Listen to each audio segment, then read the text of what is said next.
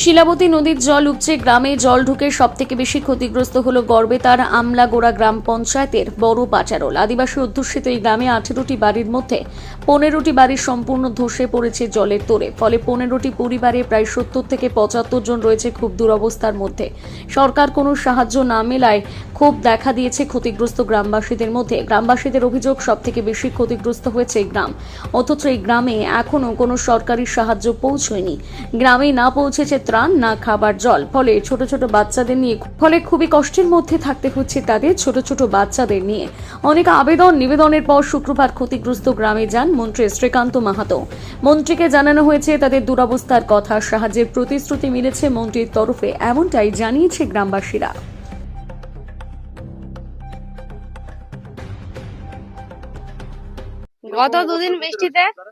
গত দুদিন বৃষ্টিতে আমাদের বাড়িঘর সব ভেঙে গেছে। আমরা খুব দুঃখ কষ্টের মধ্যে আছি। আমরা খাবার জল এবং কি খাবার টুকুন পর্যন্ত পাইনি। এখানে যে বৃষ্টিতে গোটায় ডুবেছিল সেখান থেকে আমরা উদ্ধার পর্যন্ত নিয়ে হয়নি। বৃষ্টির জল কমতে, বন্যার জল কমতে তারপরে আমরা এখান থেকে বেরোতে পেরেছি। এখন কিভাবে রয়েছে? এখন আমরা কোনো খাবার পাচ্ছি নি, কিছু কোনো পঞ্চায়েত থেকে কারোর কোনো সাহায্যই পাচ্ছি নি।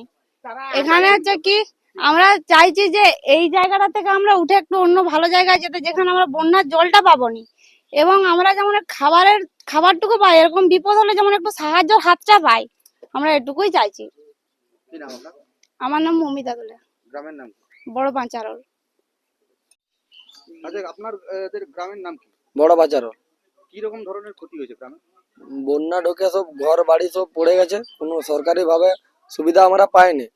মানে কালকে রাত্রে থেকে কোনো খাবার ওষুধ দাম পাইনি, খাবার জল ওষুধ দাম পাইনি, কোনো সরকারি হিসাবে মানে কোনো সাহায্য আমরা পাইনি। এখন কিভাবে রয়েছে? এখন কিভাবে থাকবো, স্কুল টিস্কুল মানে ওইখানে আছি আমরা, স্কুলে আর কি সব কিছু নিয়ে আছে। এই গ্রামে কতগুলো বাড়ি আছে? 14টা বাড়ি আছে। সবগুলোই কি পড়বে? হ্যাঁ, মানে যতগুলা কাঁচার বাড়ি ছিল পড়ে গেছে। কি চাইছেন আপনারা? আমরা চাইছি যাতে আমাদের সরকারি সাহায্য যেটা সেটা চাই আমরা, বা বাড়ি টাড়ি যেমন ঠিক করে দেয়, এটা আমরা চাইছি। গ্রামে এসেছিল কেউ সরকারি আধিকারিক? না, সরকারি আধিকারিক কেউ এখনো অব্দি আমাদের গ্রামে আসেনি। আপনারা কি জানিয়েছেন সরকারের যারা? সরকারে জানাচ্ছি বা আমরা গেছিলাম, মানে বলে এসছি, তা সত্ত্বেও আসেনি আমাদের গ্রামে, কেউ আসেনি। কত মানুষ বাস করে গ্রামে? গ্রামে আছে 70 জনকার মতো। কি নাম তোমার? সীমন্ত দলে। বলছি কি ধরনের ক্ষতির মুখে পড়েছেন আপনারা? দাদা, আমরা ক্ষতি বলতে প্রচুরই ক্ষতি। নদীর জল বাড়লেই প্রচুর আমাদের সমস্যা হয়। সমস্যা মানে বলে বোঝানো যাবে না। এখন বৃষ্টি কমে গেছে, সবাই দেখতে পাচ্ছে চারিদিকে বৃষ্টি কমে যায়। যখন বৃষ্টি ভরে যায় তখন 7 কিলোমিটার এদিকে বাজার, এদিকে মাইতা জলে মগ্ন হয়ে থাকে। আর আমরা থাকি নদীর একদম মাঝে, তো আমরা খুব সমস্যায় পড়ি। তো পড়েই থাকি। আমাদের এমন আর্থিক অবস্থা, আমরা কোথাও যে যাবো সেই আর্থিক অবস্থা খুবই খারাপ। আমরা কোথাও যে একটু জায়গা কিনবো সেই আমাদের আর্থিক অবস্থা নেই। রোজ খাটি রোজ থাকি। তো আমি বলবো যে সরকারকে, যে যদি আমাদের কোনো সুব্যবস্থা করে। দীর্ঘদিন তো এইভাবেই কেটে যাচ্ছে আর কেটে আসছে, কিন্তু মানে যখন শুকিয়ে যায় তখন আমরা ঘুমাই, আর যখনই বন্যা আসে তখন আমরা ঘুমাতে পারিনি। রাত জেগেই থাকতে হয়। মেয়ে ছেলেদিকে নিয়ে কি করে পারাপার করবো, ছাগল গরু কি করে পারাপার করবো। তো তাতে করে বলি যে সরকারকে বলছি যাতে আমাদের একটু সুব্যবস্থা করে, আমরা যাতে সুব্যবস্থার মধ্যে বাঁচতে পারি। এভাবে জীবন আর কতদিন কাটতে পারে? আমরা এইভাবে কাটাচ্ছি। আমাদের ছেলে মেয়ে, আমাদের আর্থিক অবস্থা খুবই খারাপ। আমরা যে কোথায় যাবো, আমরা যেতে পারবো না।